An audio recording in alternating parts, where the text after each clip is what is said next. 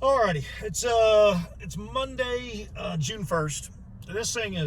This video is now, I guess for me, is an overdue status. I said I was going to make a video on my overall thoughts on the whole Victor Marks experience from everything across the board that has transpired, from podcasts to interviews to conversations to things I've seen online, etc., etc., etc., etc. I'm going to qualify something right out of the gate, though. What I am not going to do is mention anybody's name other than mine or Victor's. I don't believe it's fair dragging somebody into something without asking them, and I've asked nobody. So, in that right there. The second reason is even though there are people that are out there that would be relevant to what I'm about to share, they have their own takes on things. I've been neutral through this whole thing. Anybody that's ever watched any of the videos that I've put out on any of the candidates or any of the speaking stuff, I've been very, very neutral.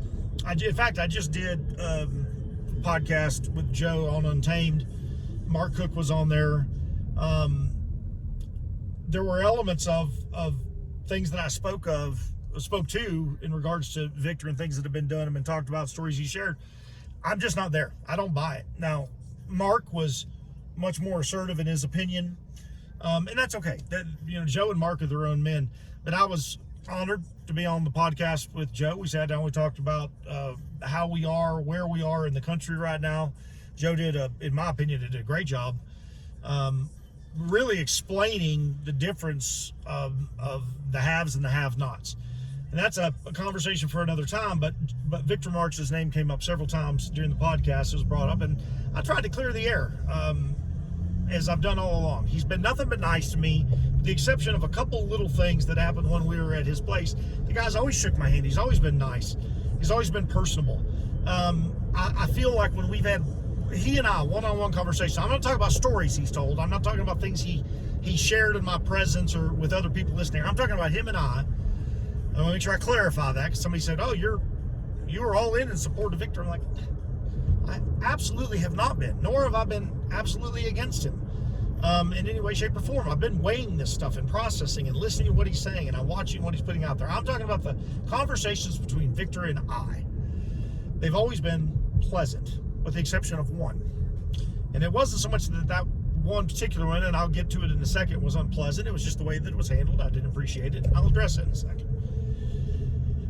But I am not pro-Victor. I'm not against Victor as a man. I've appreciated his kindness, his generosity to bring us down to his place, to do the podcast down there, the second one that we did.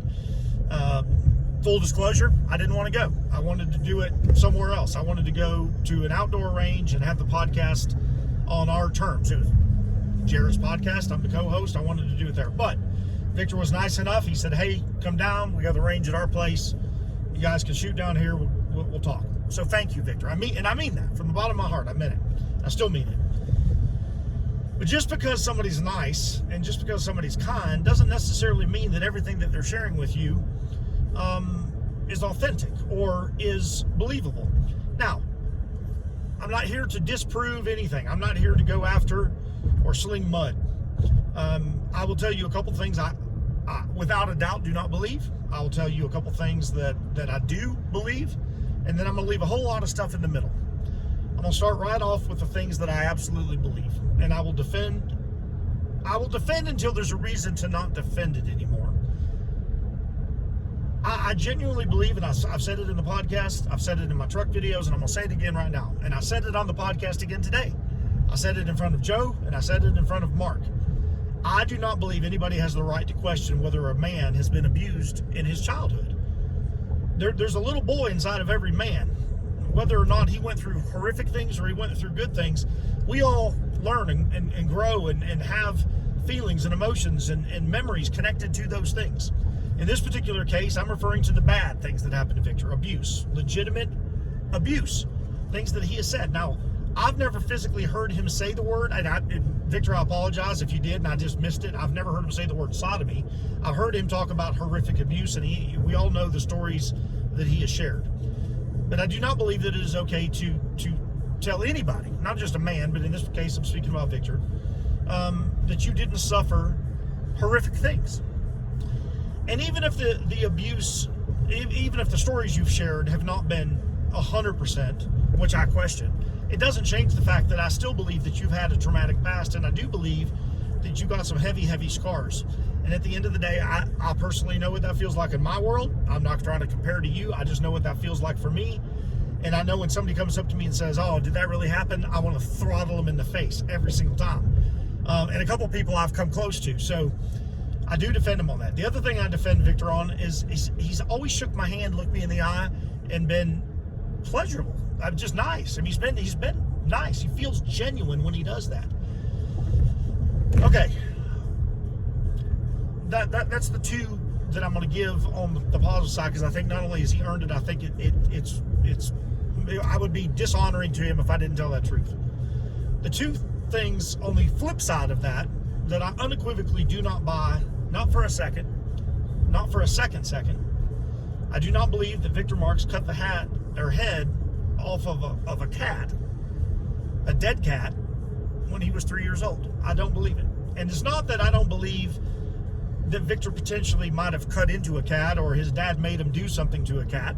I'll extend an olive branch, if you will, but I do not believe he physically cut the head off of a cat and was made to wear it on top of his head. I do not believe a 3-year-old child has the physical strength, the mindset, the awareness, the situational discernment of how to hold the cat, even if it is dead, to keep it still. What kind of knife were you given, Victor? Was it your dad's pocket knife? Was it a bone knife? I mean, you never share that part of the story, but you tell the story in graphic detail, and I've listened to it and seen the videos of you sharing this repeatedly, and it just bothers me. I know it bothered Candace Owens. I'm not here to vouch for her, but since you put that out on there, I can't speak about Candace. I said I'm not going to talk about another person's name.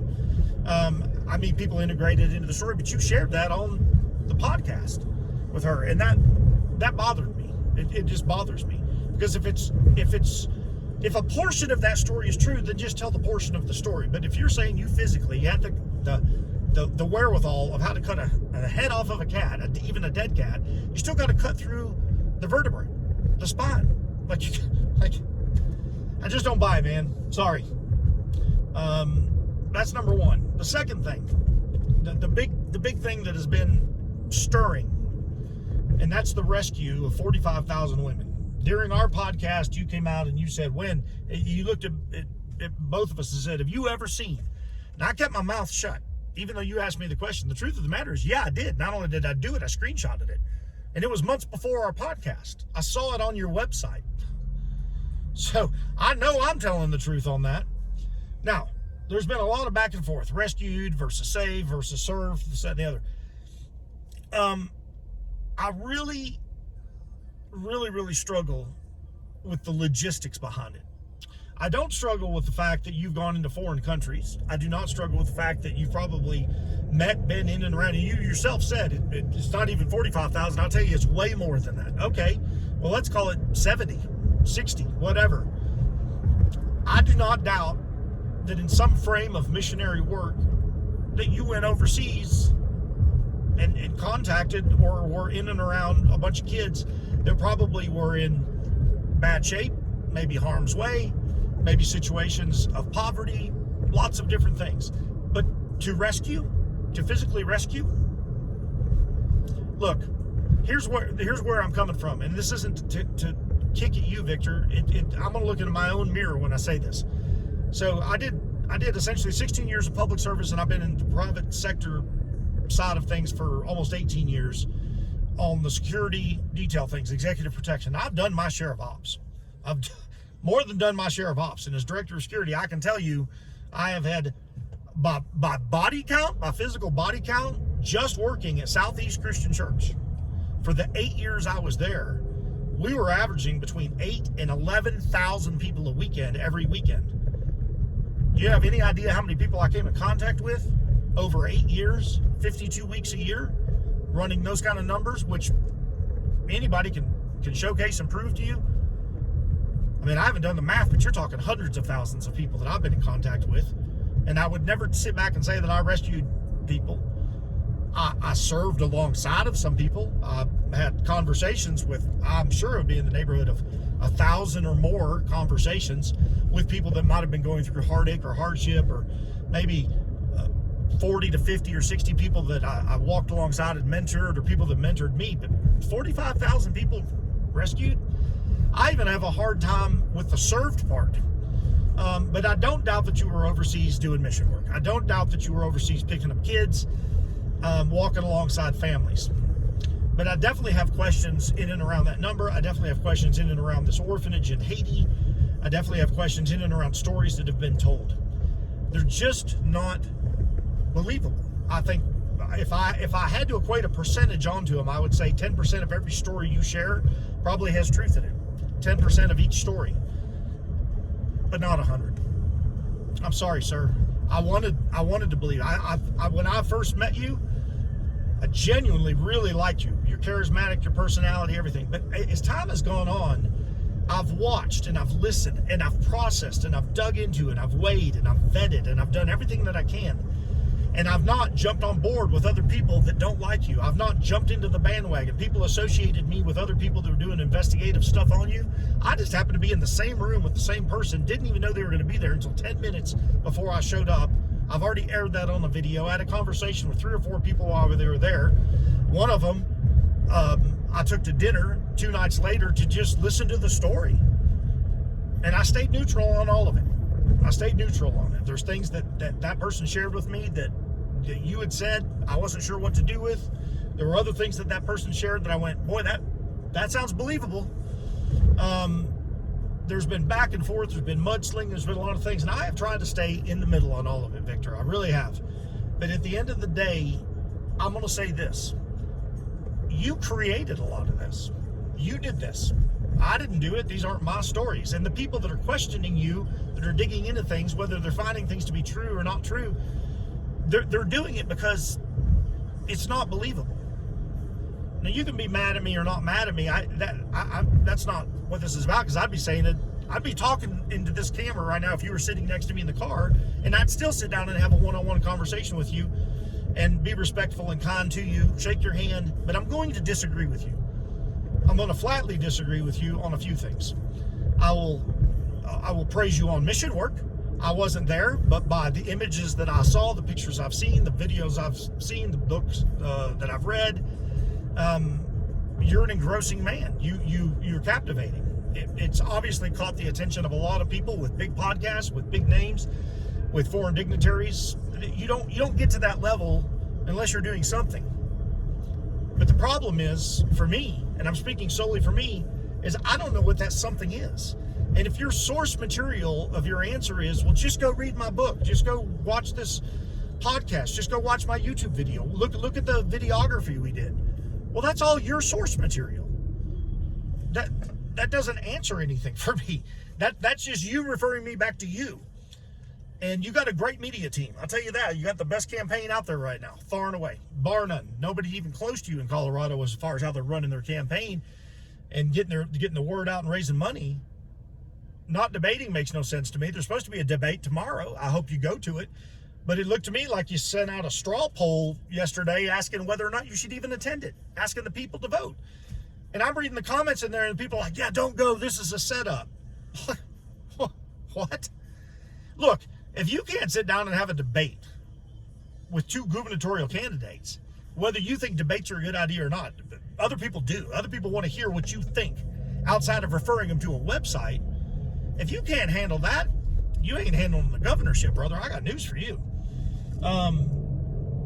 I've never seen a candidate duck and dodge like you have in regards to debates. That's your call. Not my call. That's your call. Just don't like it. And if all you're gonna do is refer me back to your own source material, then I'm checked out already, because that proves nothing. Doesn't mean that you haven't gone and done things. It just doesn't value. I mean, you writing something in a book, I've read the book. I told you I was engrossed. I'm paying you a compliment. I'm paying homage to you about it's a good book. But the book ends right there for me. If the things can't be proven that you're claiming, then you start falling back into the world of say, like a Tim Kennedy. Though that's not a good image. And I'm saying this to you man to man now because we've been in the world of podcasts. We've put the stories out there. I've made the truck videos. You've put your responses out there. Things have been said. Things have been done.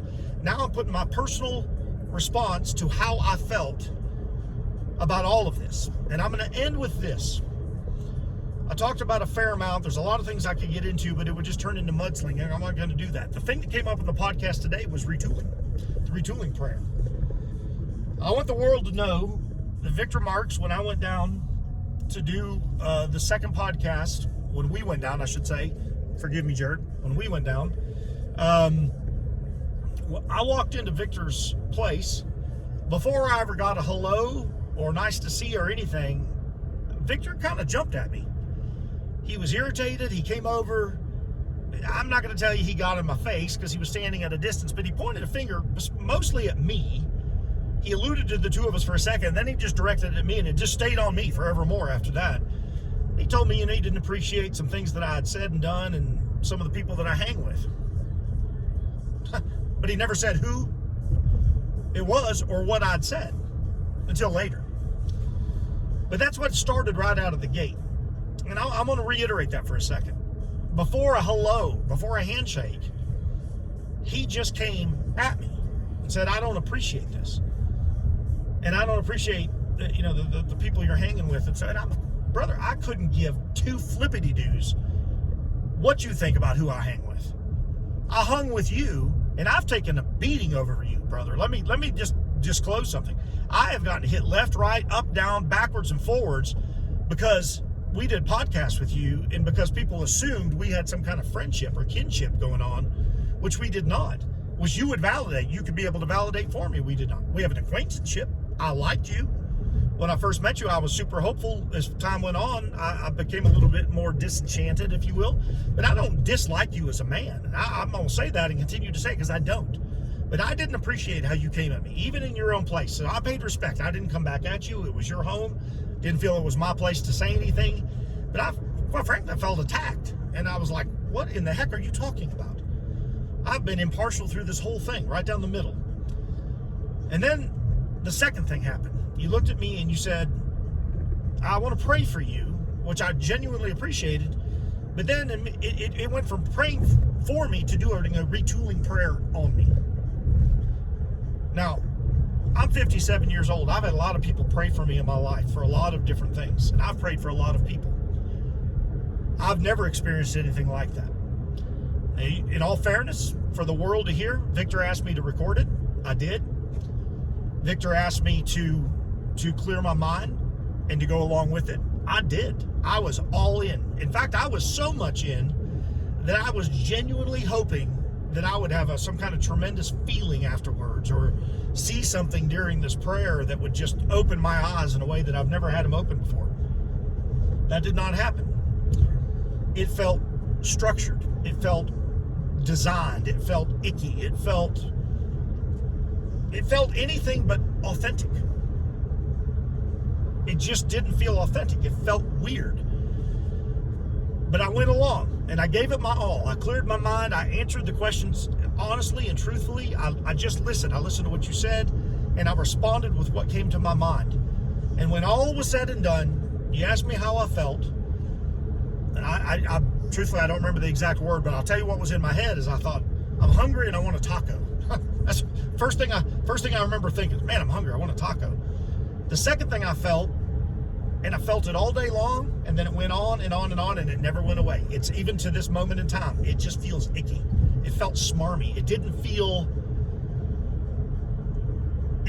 authentic because the way that it was portrayed to me, Victor, was that you said that you could sense these things around me like I was going through some level of darkness, and there were spirits and demons and different things around me, and you wanted to pray them away from me, which on one hand, I can go, thank you.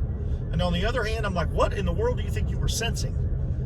What was this heaviness? Now, through the prayer, I will say at the end of the prayer, I did espouse to a name in the prayer that I attached back to a demon, because you said there's a demon here. What do you want to give it the name of? And I gave it a name. What I was thinking of was childhood trauma, I was thinking of sodomy, and I was thinking of the 4 men, mostly 3 that took turns over 2 years on me, and I was thinking of what it did to me. And I had a hard time during that prayer, but I wanted to be authentic to myself and to what you were requesting me to do. But when it was all said and done, it really just felt like you grabbed a hold of something that was very deep and personal to me that you very well could have just seen on a podcast that I'd put out, because I put my own testimony out there. I don't know. I'm not going to accuse you of that, but it wouldn't be unimaginable to think that you saw this and then you're going to cotton on to it. It just felt icky. Now, if you went into it with a pure heart and you really believe what you saw, then who am I to question that? For me, I didn't get anything from it. I'm so very sorry. I tried. But at the end of the day, when I heard you say you've done this hundreds and hundreds and hundreds of times, and there's so many people that have gotten so much and changed people's lives, maybe they just receive you differently. Maybe it was very different for them than it was for me. But Victor, it didn't do anything for me. And it felt like a setup. It felt you came at me when I walked into your place. Immediately in my head, you put me on the defensive, and then you're going to make me feel better by coming over and praying over me, so that it felt like so you could control the scenario while we were down there. We came down to do a podcast, and 3.5 hours later, we finally did one, and then it was forced and it was rushed. We had 5 hours with you. We could have done the podcast 3 times over. So, my overall take is, I don't believe most of what you have said to be categorically true across the board. I do believe you have traveled. I do believe you have done some good works. I do believe that you have done some missions in life that most people, I want to be very clear, probably have never seen the light of day of, never experienced, never been to a country like that, never seen the darkness. I have. I know what some of that stuff looks like. But most of my work was on home soil. 98% of it was on home soil. And I can tell you, in my time of law enforcement, in my time of catching people that were everything from bad check riders to people that had killed multiple people, I've got award after award after award hanging on my wall for homicide captures, for massive amounts of dope catches and money recoveries, and a RICO case, and case law out of South Carolina on a young man named Jeremy Bryson, who tried to kill me after he raped this woman repeatedly and beat her boyfriend half to death and kidnapped her. These things are quantifiable. They're provable. The point is they're provable. I can literally, at any moment in time, down to the granular detail, provide 100% accountability and proof. And I think that's where I'm stuck. I've heard the stories, believable maybe, but once you start really digging into it and you start, like, I just come down to the fact that I have pulled to safety, physically pulled to safety, somewhere between 12, you got to keep in mind, I'm doing this over a 32-year memory, so forgive me. I recall basically 12 to 13 incidents where I went in, and I didn't go in to get a kid. I was going in to get somebody on a fugitive warrant, and we ended up finding a kid. They were a byproduct of a warrant service. I've had exactly 2 in my whole career, 2 cases where I had somebody reach out to me and say they have lost a loved one, they need to go recover them. And I was involved in those, and we got them back. 2. Now, I know there's guys that have done hundreds. My role in law enforcement wasn't the same as that, so I wouldn't have been in that vein of operation, if you will. But it doesn't change the fact that just by happenstance in law enforcement, you come across a lot of things, some of the worst of the worst. A dozen, and you're claiming 45,000. Victor, I wish you Godspeed in your mission. I wish you good luck in the governor's run. I will stand on the fact that you've been kind to me, and I appreciate the graciousness of coming onto the podcast and bringing us down.